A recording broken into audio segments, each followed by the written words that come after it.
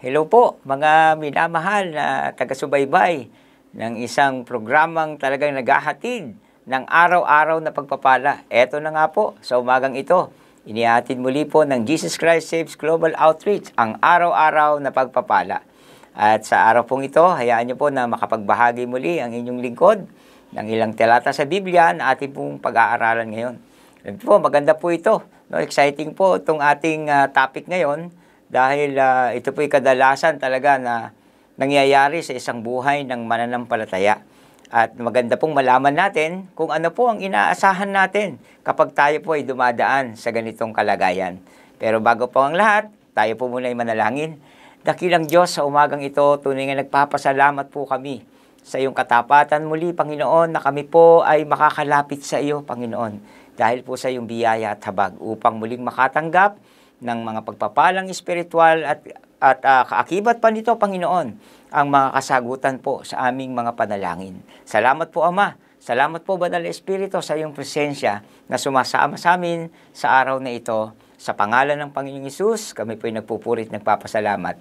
Amen. Amen. So yun po, no? Ang ating pong topic ngayon ay ang benepisyo doon sa word na tinatawag na brokenness. Na po? Ayun po. Kung titignan po kasi natin ito sa ating wika ay parang itatranslate natin na pagkabasag. Pero bago po ito, hayaan niyo po munang basahin po natin ang aklat ng Isaiah chapter 66 verse 2.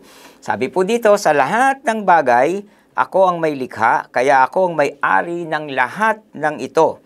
Ako'y nalulugod sa mga taong nagpapakumbaba at nagsisipagsisi sa mga may takot at sa utos ko'y sumusunod. I live in a high and holy place, but also with him who is contrite and lowly in spirit, to revive the spirit of the lowly and to revive the heart of the contrite. Ayan po, no? Sinasabi nga po ng ating Diyos ay nandun sa kabanal-banalang dako, no? ng kalangitan. At siya nga po ay walang kasalanan makikita sa kanya, kundi ang katuwiran, ang kabutihan, at ang lahat po ng magagandang bagay ay nasa Diyos. Subalit nakakatuwa po na ang Diyos nating ito ay nalulugod daw kanino?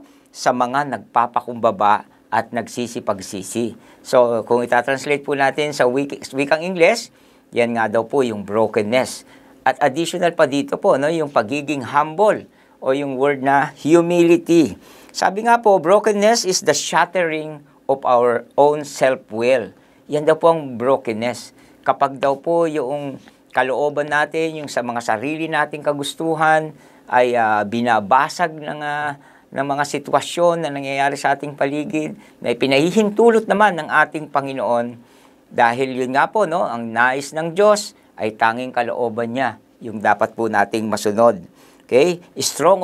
Sabi daw po, it's a state of strong emotional pain that stops someone from living a normal, okay, or healthy life. Minsan nga po, pag ang tao ay talagang broken, opo, talagang nando na lang yung talagang kanyang lubos na pagsisisi at pagpapakumbaba, pagkilala, no, ng kanyang mga kamalian dahil marahil sa hindi niya nasusunod kung anong nais ng Panginoon, napupunta siya marahil sa ganung kalagayan, ano?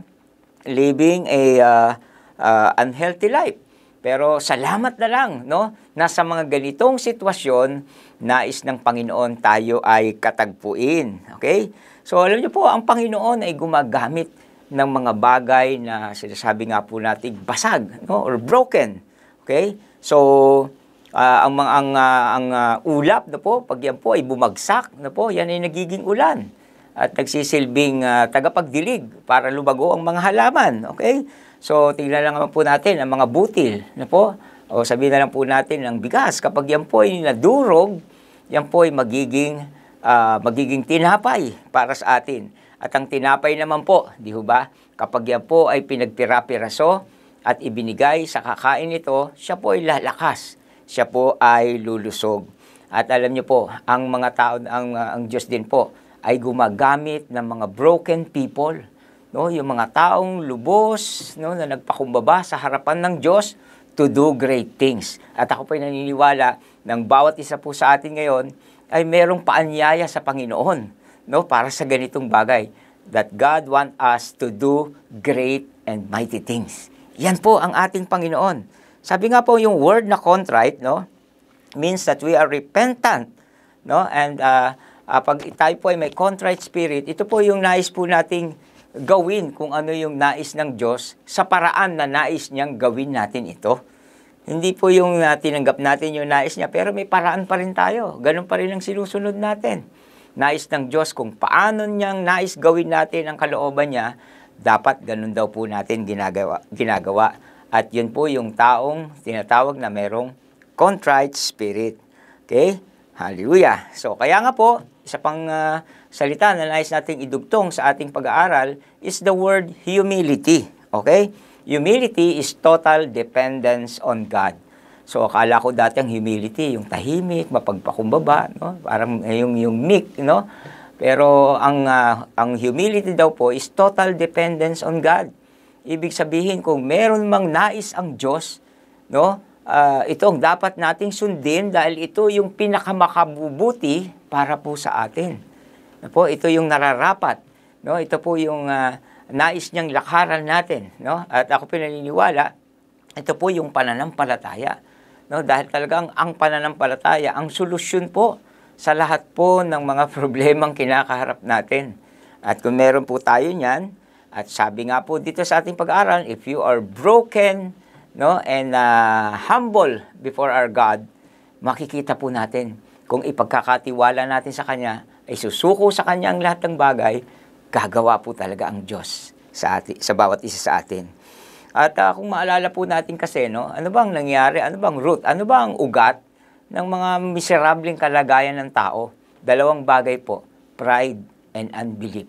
Dahil po sa pride, alam po natin, si Lucifer na isang anghel ay bumagsak mula sa langit, no, patungo sa kanyang magiging hantungan sa impyerno. Pride and unbelief, yan po yung dahilan kung bakit tayo nahihiwalay sa Panginoon. Kaya nga po, mabuti na lang ang Diyos ay nandyan palagi, no, upang tayo sagipin, upang tayo makaranas ng kanyang tulong. For He is our refuge. Amen? And our very present help in times of trouble. Sabi nga po sa aklat ng mga awit. Kaya po, ito nga po, magiging ugat, ano po, kung bakit tayo nalalayo sa Diyos. Yung ating pride at unbelief, yung kawalan natin ng paniniwala, pagtitiwala sa ating Panginoon. Kaya nga may ilang talata po na ibinibigay sa atin tungkol po sa bagay na ito. Sa James chapter 4 verse 6, marahil ay pamilyar po sa atin ito. Sabi nga niya, ngunit higit na malakas ang tulong na ibinibigay niya sa atin.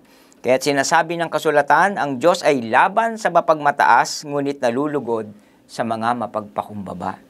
Kaya kapatid, mga minamahal, yun daw pala ang nais ng Panginoon. Na sa lahat ng bagay, magpakumbaba tayo sa Kanya. Kung meron man naka-offend sa atin, magsinabi ng Panginoon, patawarin mo na. Patawarin mo na. Amen po ba? Kapag sinabi niya, iniutos niya ang isang bagay, na gawin natin ito dahil ito po ay urgent, na po. At kailangan gawin. Abay, kailangan sumunod tayo sa Panginoon. Lalo na nga po, kapag ang banal na Espiritu na ang nagbibigay sa atin ng instruction.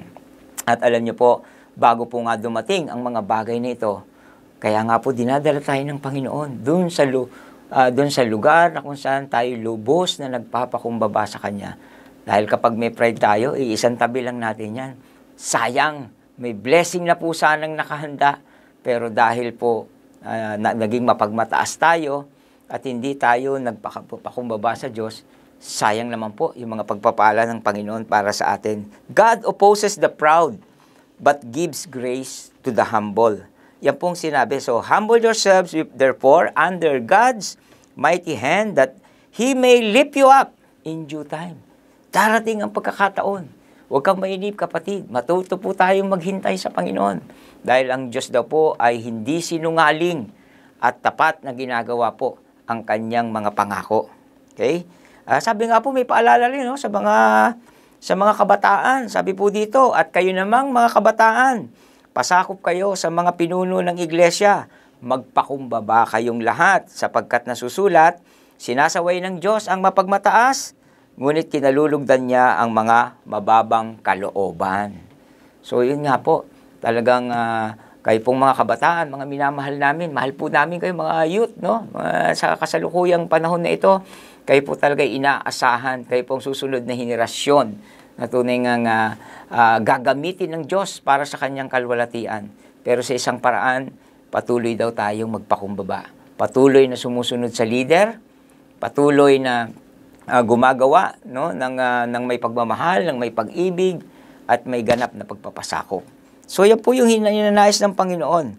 Okay? Tandaan po natin, kapag ang tao daw ay isang broken, no, ay talagang ang kanyang sarili lubos na niyang ipinagkatiwala sa Panginoon, ito daw po yung naghahanda na sa kanya patungo doon sa lugar ng breakthrough.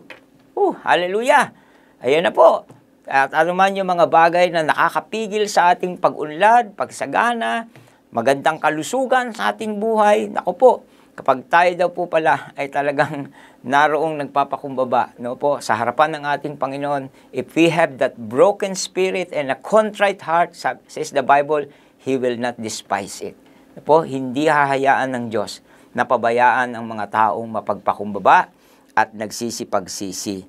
Kaya nga po, sabi nga po niya, no, mapalad ang mga taong walang inaasahan kundi ang Diyos, sapagkat mapapabilang sila sa kaharian ng langit. So, pag ang taong broken, mga kapatid, wala nang ibang inaasahan kundi ang Diyos. Hindi ang kanyang sariling karunungan, hindi ang kanyang kalakasan, hindi ang kanyang koneksyon, hindi ang kung ano paman, ano, na sa tingin niya ay magbibigay sa kanya ng magandang kalagayan ng hiwalay sa Diyos. Hindi po mangyayari yon.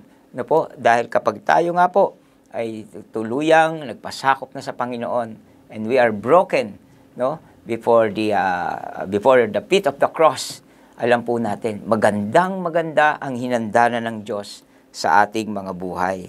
Okay? So, ang brokenness, no, yung ating katangian, ang pagiging broken, has the power, unlike anything else, to bring forth new beauty and strength.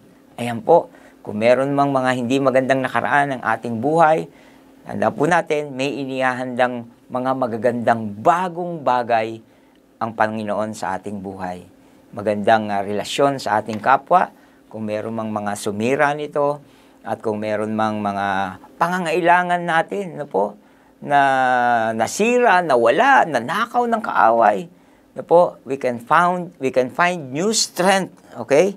And new beauty, no po, sa ating yung pinapangit na sitwasyon natin, pagagandahin muli ng Panginoon. Dapat lamang po, tandaan po natin ang secret, brokenness and humility. Kapag meron po tayo ng mga bagay na yan, makikita po natin, no po, no, kung kahit may suffering tayong pinagdadaanan, makikita po natin na ang pagkakalikha sa atin ng Panginoon ay para sa mga mahalagang bagay na itinakdanan niya para sa atin. Gagamitin po tayo ng ating Panginoon. No po, sa mga huling panahon na ito, ako po'y naniniwala ng bawat isa sa atin ay magkakaroon ng magagandang patotoo tungkol sa magagandang bagay na binago, pinagbuti, pinag-inam, at kung ito man ay tungkol sa ating kalusugan, ang pagpapalakas muli sa atin ng Panginoon. Dahil nais na makita ng ating Diyos na nagmamahal sa atin ang pinakamabuting kalagayan sa buhay na ito. Sa bawat isang nagiging mapagtapat, mapagpakumbaba, no, at patuloy na sumusunod sa Kanya. Kaya kung kayo po ay nagnanais na po na patuloy nating maranasan ang ganitong katangian, broken and humble, dumulog po tayo sa Panginoon at manalangin. Dakilang Diyos, marami pong salamat muli sa pagkakataon na kami po ay nagkatipon-tipon, Lord, sa pakikinig, pag-aaral ng iyong salita sa sandaling ito, Panginoon. Lord, salamat po. Lord, kayo nga po, Panginoon, ang maaring lumikha sa amin ng bagong puso. At sa pagkakataong ito, Panginoon, dalangin po namin, likhain niyo po sa aming puso, Panginoon, ang isang pusong mapagpakumbaba at mapagsisi, Panginoon.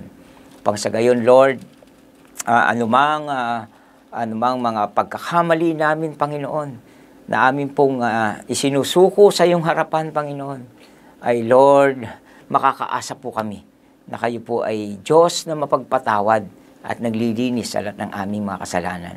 At sa araw na ito, Panginoon, ito po ay simulan ng panibagong pagkakataon, Panginoon.